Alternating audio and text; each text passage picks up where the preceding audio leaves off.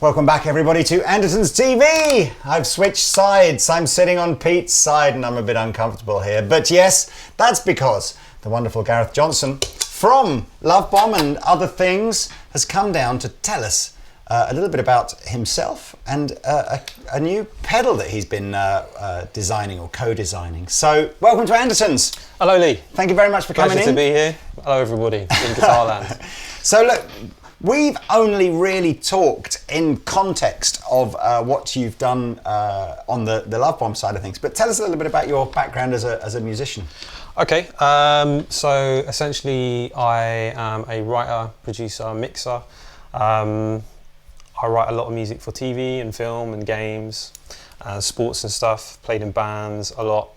Avid pedal collector and guitar collector, hoarder of amps, and I mix quite a few sort of big loud rock bands. I work with The Who quite a lot, which is good fun because they're local boys to where I'm from in West London. I say boys, I'm the boy. They're the elder statesmen. But yeah, mad on valve amps. You know, my first amp was a Marshall that came off the back of a Motorhead tour many moons ago, and I've carried that forward and essentially have arrived at this, which has been something I've wanted to do for a long, long time, which is a valve drive pedal, preamp.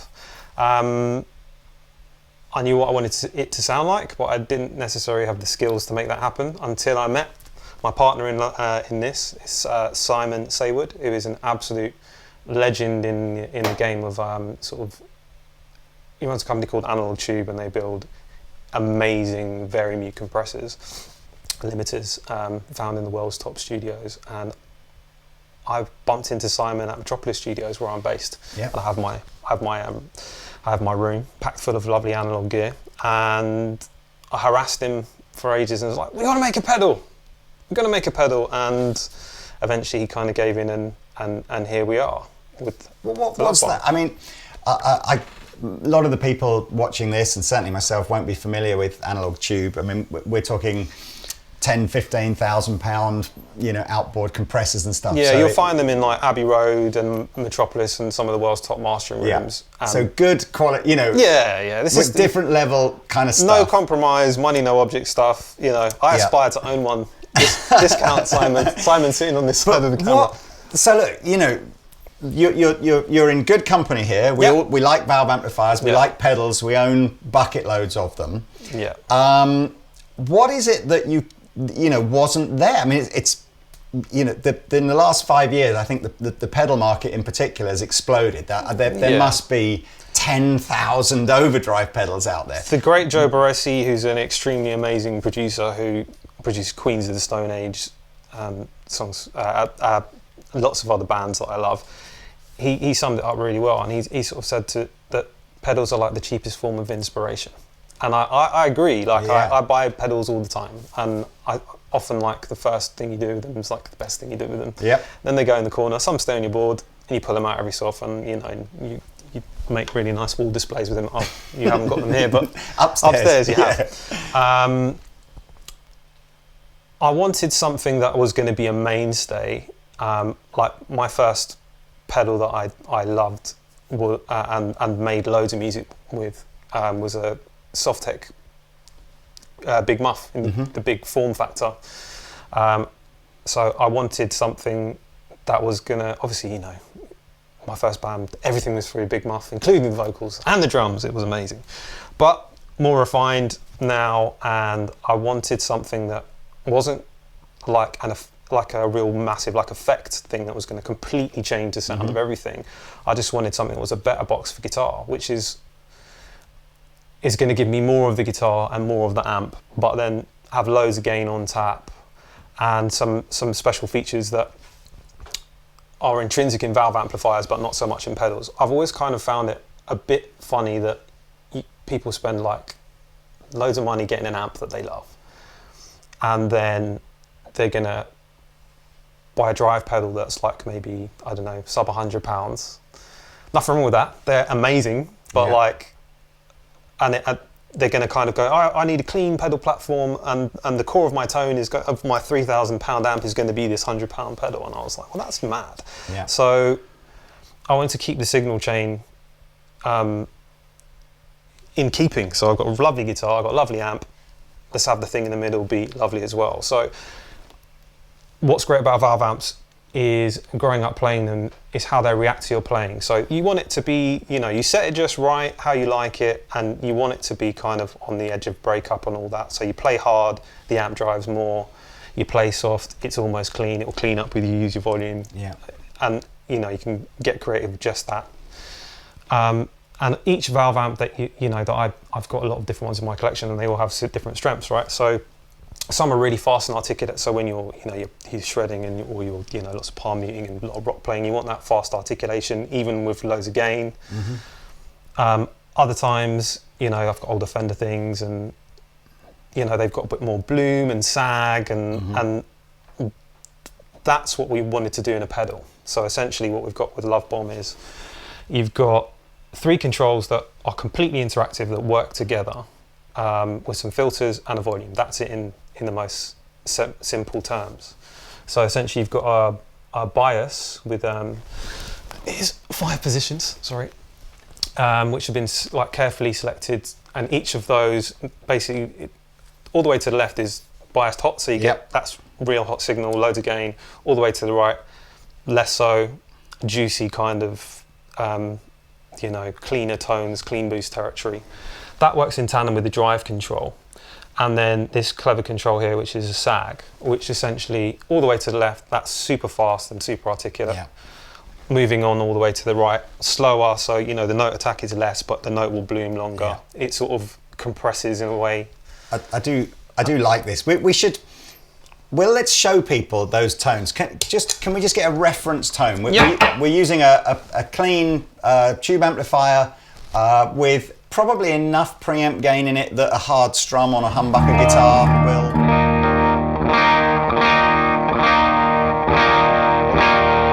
So a little bit of hair, but we'll go completely clean if you pick softer, and I'm sure if we used a Telly it would go a bit cleaner.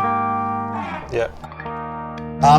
I loved Simon's explanation just before we started filming of essentially the hotter we run the bias, that gains up the first stage. The hotter we run the sag, so the other way, that gains up the second stage, almost to the point where if you take those two to the extreme, it's like a valve amp imploding. So it really has got that lunatic level of gain, but not articulate. At that level, it's not articulate gain, is it? It's just you can make it fall over, you can make it gate on itself. So it'll do everything from the sort of clean boost through to kind of clean dirty Malcolm Young type thing, Billy Corgan up to kind of Jack White territory. Well, let's start then. Bold claims. Yeah, absolutely. I'm going to get shot down in all the comments. No, it's all section. good. Let's start then at so bias up high, so it's cleaner, and sag down low. So we're at the kind of cleaner end of what this will do.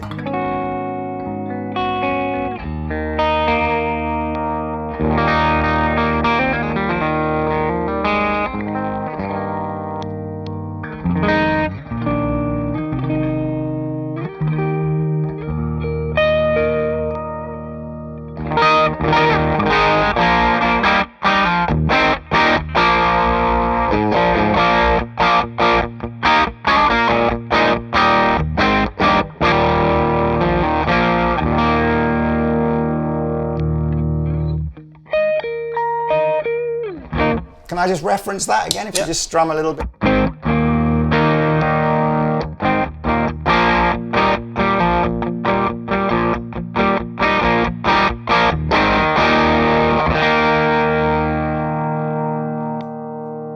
So it's just adding that little bit of magic dust as opposed to a radical absolutely change. And if we whack the sag up further, and then I play a chord, for example,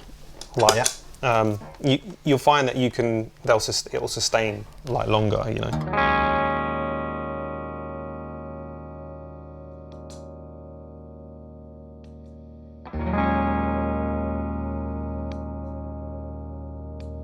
Subtle.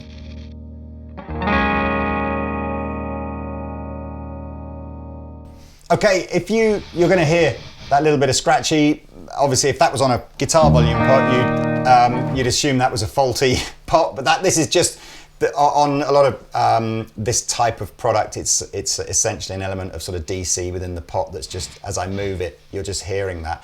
So it's not, that is what it's supposed to do. It is supposed to do that. So what have we got? We've got the bias pretty hot at the moment, the bias pretty turned up high, but meaning it's low. Yeah. The sag turned up high, drive about halfway. What's another, take us through another Okay, good so settings. so my favourites, right? So I would go to one off the hottest bias. I would take the drive up to about there, a little bit of sag for a bit of sponginess.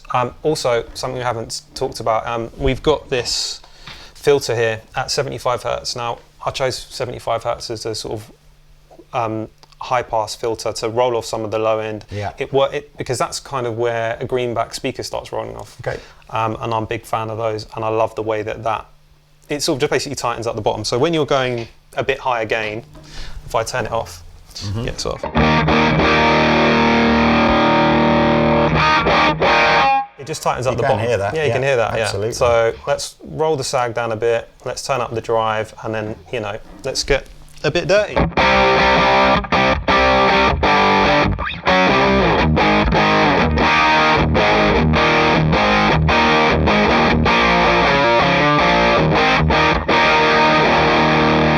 This is super cool. Yeah, it's good. You go all the way to, let's go all the way to the hottest bias. Let's ramp the gain up. Let's, in fact, let's just show the gain range a bit.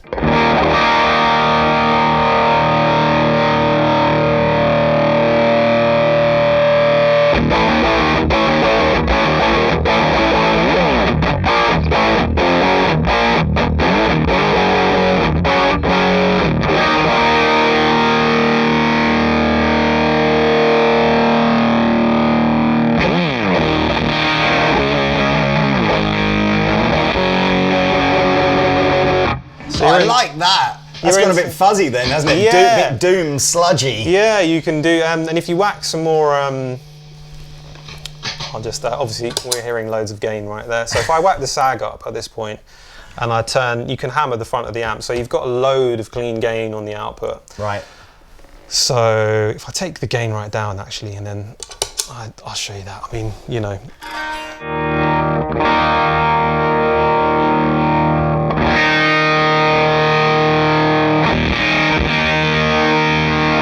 that's caving in the front end of the amp. Yeah, that's the amp going.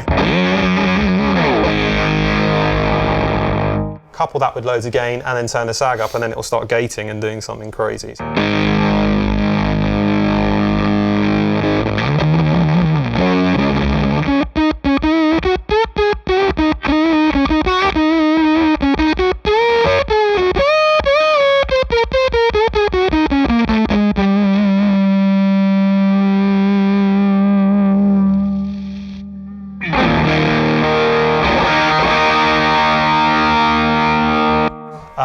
Another really cool thing, so you've got a filter here. When you've got higher gain sounds, so if we take the bias back one, whack the drive up, you've got a low pass filter, which basically that's rolling off your high end. Why would you want to do that? Sometimes you've got a really spiky guitar, if you've got a Tele or a Strat, that's great. But also, if you've got loads of gain, it takes the hiss away. So you're just left with this kind of really mid-rangey, gainy, almost fuzz type sound. You can get big muff type of tones out of this as well if you want, and I love big muff, so I wanted to get that in there for me.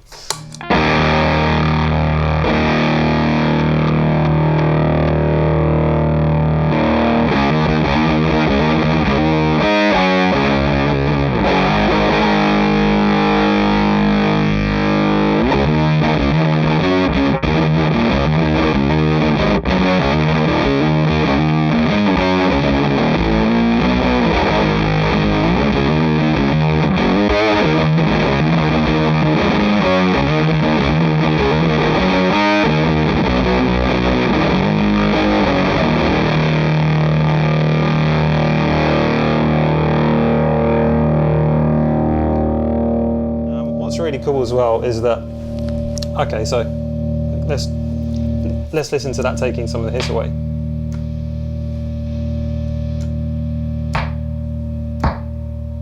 Yep. Gone. Or you can have it all back if you want.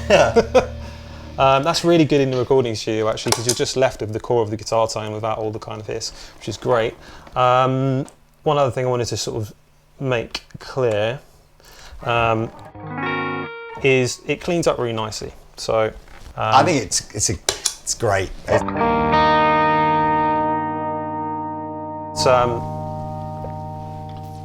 I should say as well, the high pass filter, engaging that will change the gain structure slightly. Everything on this is really interactive, but it's these three controls. These are the big things. Really. But this will allow you can pile on more gain and get away with it with the low pass. Sorry, with the high pass filter engaged. But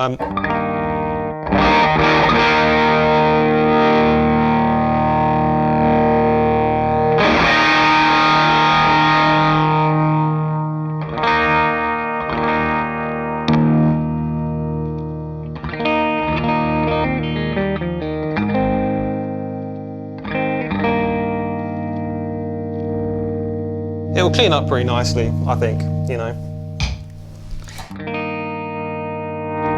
Where do you... So let's get the elephant out the room. Yeah. Okay, so it's not quite remortgage your house kind of money, but it's certainly one of the more expensive pedals that you'll see in Andertons. I'm not too, you know, when Chase Bliss came out with the Automatone last year or the year before, I was thinking, how many people are going to drop 800 or 900 quid on an Overdrive pedal?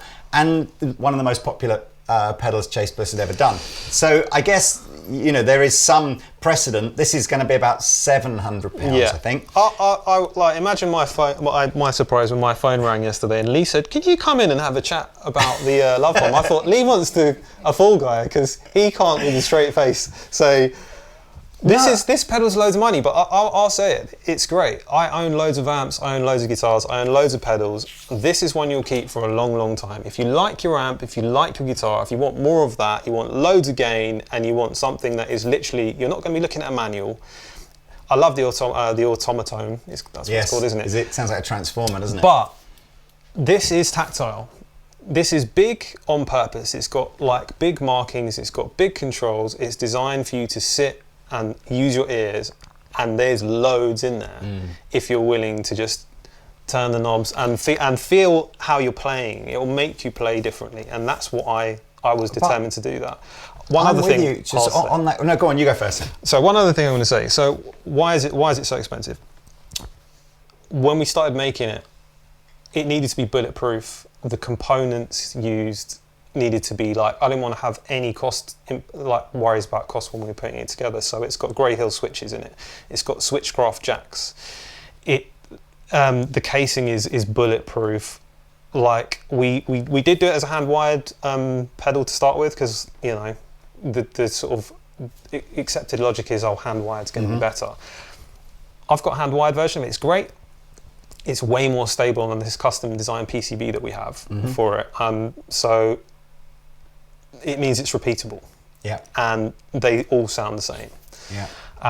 And you get way less of the variation in there. It's no compromise components. It's a great design, and it's built to be able to chuck it down a flight of stairs and gig with it forever, or put it on the desk in your studio. I don't have any problem at all.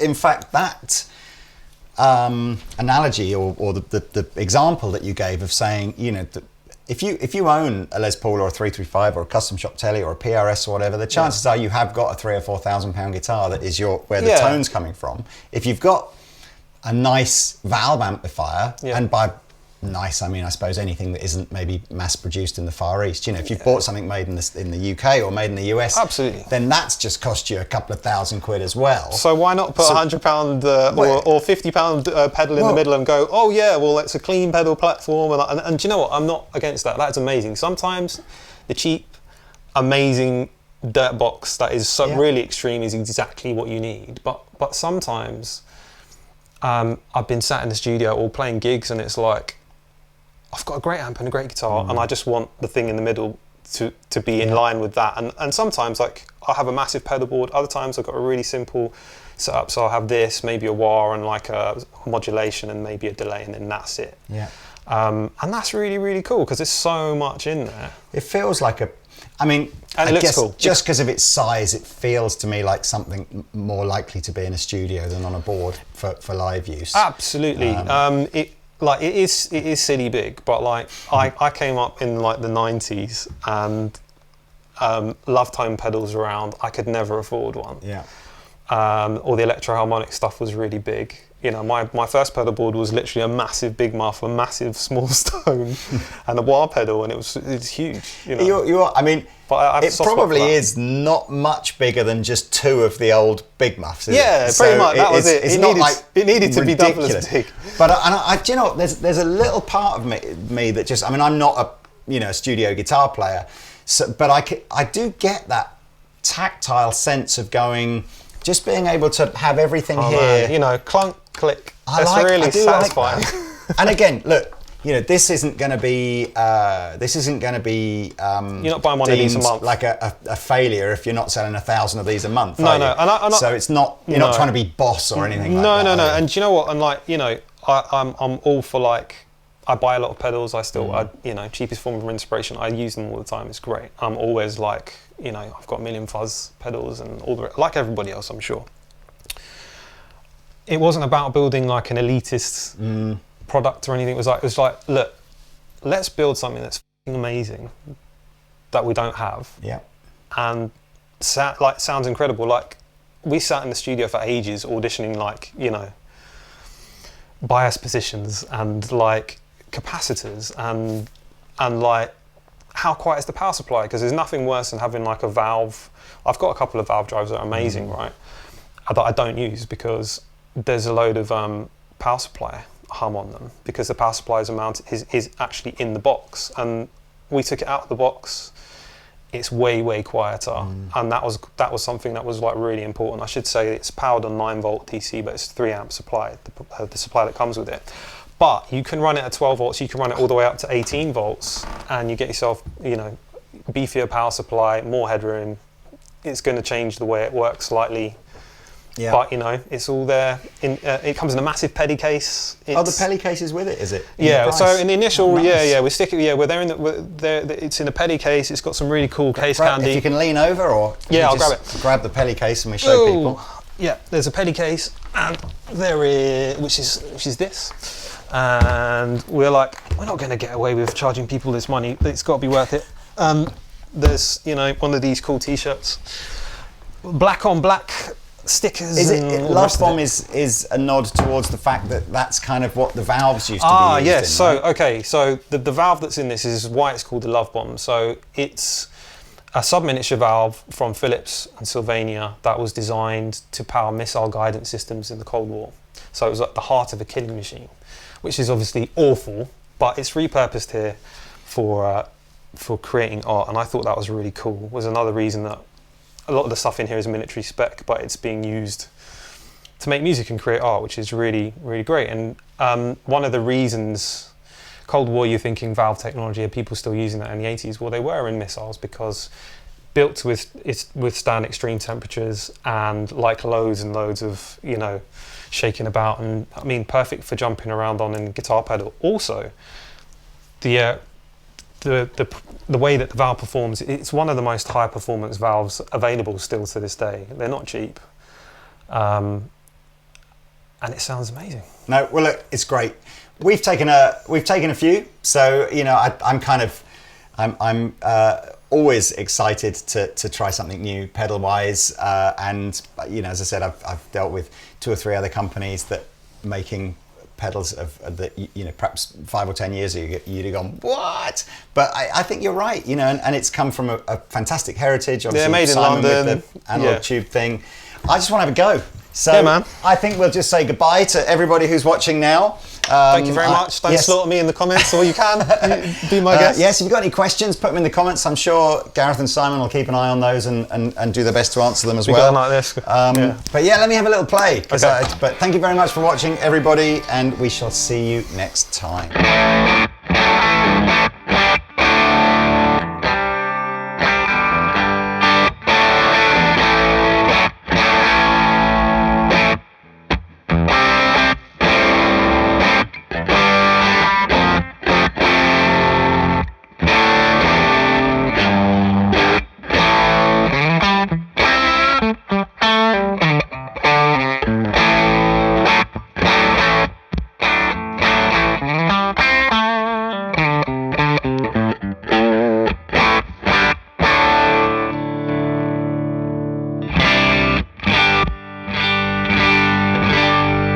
I love the way the bias takes a second to kind of kick in.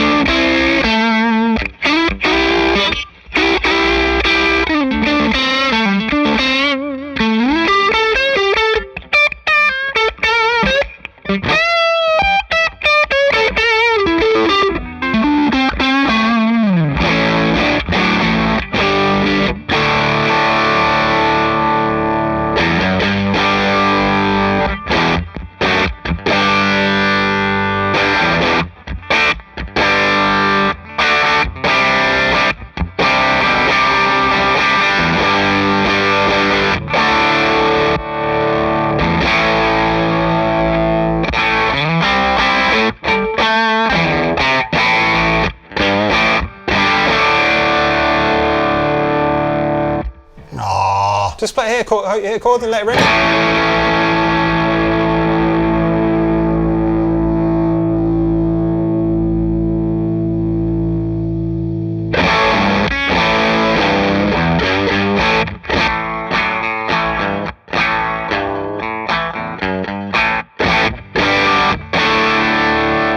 I like that bias down. I don't know where, I really want to play around a bit more. With the sci-fi, with that. I think I like the bias low and the sag low. What does that give me? That gives me more drive and more articulation. Yeah, yeah.